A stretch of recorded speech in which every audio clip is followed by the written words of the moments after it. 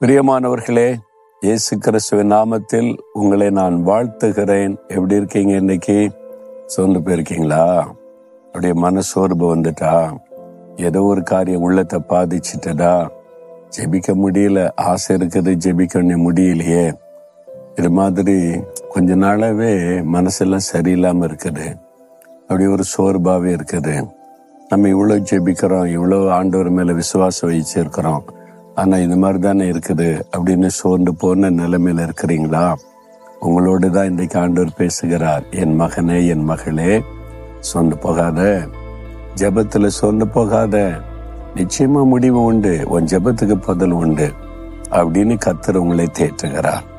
இன்னைக்கு பாருங்க, எரேமியா 31:25 ஆண்டவர் எப்படிப்பட்டவராம்? நான் விடாய்த்த ஆத்மாவை சம்பூர்ணமடைய பண்ணி தொய்ந்த எல்லா ஆத்மாவையும் நிரப்புவேன். விடாய்த்து போன ஆத்மா, தொய்ந்து போன ஆத்மா. ரொம்ப விடாய்ச்சி போயிட்டாங்க, ரொம்ப தொய்ந்து போயிட்டாங்க, அவ்வளவுதான், சோர்வு வந்துட்டுங்க. உன்னை இப்போ உற்சாகமே இல்லை, ஜெபிக்கணும், பைபிள் வாசிக்கணும், ஏதோ கடமைக்கு ஜெபிக்கிறேன் போற, அவ்வளவுதான். எல்லாம் இப்படிதானே இருக்குது. இந்த மாதிரி விடாய்த்து போன நிலைமையில, அப்படியே சோர்ந்து போன நிலைமையில இருக்கீங்களா? நான் உங்களை பலப்படுத்துவேன், உங்களை நிரப்புவேன்னு ஆண்டவர் சொல்றார். அப்படி ஆண்டவர் விட்டுற மாட்டார். நம்ம சோர்ந்து போயிட்ட விட்டுருவார்னு நினைக்கிறீங்களா? அவர் விட மாட்டார். என்றால் அவர் சோர்ந்து போவதே இல்லை, நம்மளை பலப்படுத்திக்கிட்டே இருப்பார். இப்போ ஆண்டவர் இந்த காலை நேரத்துல உங்களோட பேசுகிறார். என் மகளை, எதுக்கு சோர்ந்து போயிருக்கிற? எதுக்கு விடாய்த்து போன? எதுக்கு நீ தொய்ந்து போன நிலைமையில இருக்கிற? இப்ப நான் உன்னை நிரப்புறேன் பாரு. அந்த ஆவியானவர் நிரப்புன உடனே அந்த சோர்வு, விடாய்த்து போன தன்மை, தொய்வு எல்லாம் மாறி ஒரு புது உற்சாகம் வந்துடும். நான் பார்த்துருக்கிறேன், சில சமயத்துல 2-3 நாள் எல்லாம் ஒரு ஜெபத்துல உற்சாகமே இருக்காது. ஆனா நம்ம ஜெபிக்கணுமே, காலையில பைபிள் வாசிப்போம், ஜெபிப்போம், ஒரு உயிர் இல்லாத மாதிரி சில சமயம் ஃபீல் பண்ணுவீங்கல்ல. சில நாள் ஆண்டவரோட பேசி அவருடைய பிரசனத்தை உணர முடியுது, எவ்வளவு களி கூறுதல். அப்படி இல்லையே, இப்ப சொய்ந்து போயிட்டு அப்படியே மன சோர்ந்து போகுது. என்னடா ஜெபம், என்னடா அப்படின்ற மாதிரி ஆகிறது. அது மாதிரி ஆயிட்டீங்களா? சில நாள் அப்படி 2-3 நாள் வரைக்கும் அப்படிலாம் ஆயிருக்குது. அப்புறம் சில ஆண்டு எனக்கு ஜெபிக்க மனமே வரமாட்டேங்குது, பைபிளை தியானிச்ச ஒரு உற்சாகமே இல்லை, ஆனா அவங்க பாத்துல நான் உட்கார்ந்துருக்கிறேன் அப்படின்னு என்னுடைய ஜெபாரைக்குள்ள போய் உட்கார்ந்துடும். அவ்வளவுதான், சும்மா அமைதியா உட்கார்ந்துருப்பேன். அவரை நினைத்து கொண்டு சொல்லிடுவேன் மனம் திறந்து, நான் சோர்ந்து போயிருக்கிறேன், என்னன்னு தெரியல, மனசுக்கெல்லாம் ஒரு மாதிரி இருக்குது ஆண்டவரே, ஒரு உற்சாகமாலாம் இல்லை, ஆனா உங்களுடைய பாத்துல உட்கார்ந்துருக்கிறேன் அப்படின்னு உட்கார்ந்துருந்தா கொஞ்ச நேரத்துல ஒரு அனாயிண்டிங் இறங்கும் பாருங்க. ஆவியானவர் அப்படியே நிரப்ப ஆரம்பிப்பார்.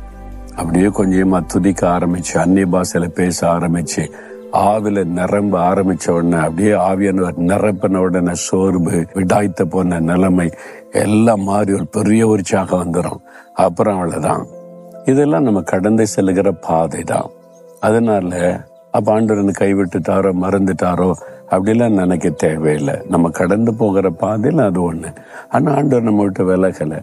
அந்த விசுவாசத்தை மாத்திரம் விட்டுறக்கூடாது. சோர்வு இருக்கலாம், கொஞ்சம் விடாய்த்து போன தன்மை இருக்கலாம், ஒண்ணு நடக்கலையேன்னு இருக்கலாம். ஆண்டவர் மறந்துட்டான்னு நினைச்சிடக்கூடாது. இப்ப ஆபிரகாமுக்கு கர்த்தர் வாக்கு கொடுத்தார். ஆபிரகாம் ரொம்ப சந்தோஷம், கர்த்தரின் சந்ததி ஆசீர்வதிப்பான்னு வந்துட்டார்.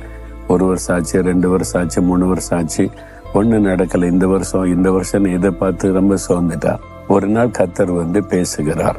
ஆபிரகாமே, நீ பயப்படாத, நான் உனக்கு கேடகமா மகா பெரிய பலனுமா இருக்கிறேன் அப்படின்னு பேசுகிறார்.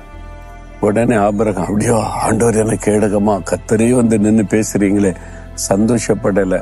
ஆமா, எனக்கு என்ன தருவீங்க ஆண்டவரே? நான் தான் பிள்ளை இல்லாம இருக்கிறேனே, யாரோ ஒருத்தனே குடும்பத்துக்கு எஜமான் மாதிரி நடந்து கொள்றான். ஆண்டவர் பேசுனது என்னது? ஆபிரகாம் சொல்ற வார்த்தை என்னது பாத்தீங்களா?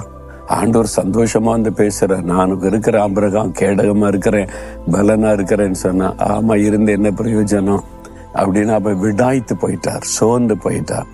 ஆண்டவர் பார்த்தோன்னே, என்ன நான் உன்னை சந்திக்க வந்திருக்கிறேன், எவ்வளவு பெரிய தேவன், நான் ஒண்ணு பேசுன, நீ ஒண்ணு பேசுற, போட அப்படின்னு ஆண்டவர் போயிடல. ஆண்டவர் புரிந்து கொள்ளுகிற தேவன். என் மகன் சோர்ந்துட்டான்னு சொல்லி, ஆபிரகாம் எழும்பு, கொஞ்சம் கூடத்தை விட்டு வெளியே வா, வெளியே வா, கம் அவுட். சரி ஆண்டவர், என்ன வானத்தை அண்ணாந்து பாரு, பார்த்தா நட்சத்திரம் எண்ணி சொல்லு பாப்போம். என்ன பார்ப்ப நட்சத்திரத்தை எவ்வளவு எண்ண முடியாதான். இந்த மாதிரி உன் சந்ததியை நான் பெருக பண்ணுவேன். உடனே உற்சாகம் வருகிறாரு. கடற்கரை மணல எண்ண முடியுமா? அது எப்படி எண்ண முடியாது. அந்த மாதிரி உன் சந்ததியை பெருக பண்ணுவேன். இந்த வாக்கு தத்தத்தை திரும்ப புதுப்பித்து உறுதிப்படுத்த மறுபடியும் ஆபிரகாம் உற்சாகம் வருகிறாரு. அதுதான் கர்த்தர். அவர் நம்மளை சோர்ந்து போயிட்ட உடனே விட்டுட்டு போயிட மாட்டாரு.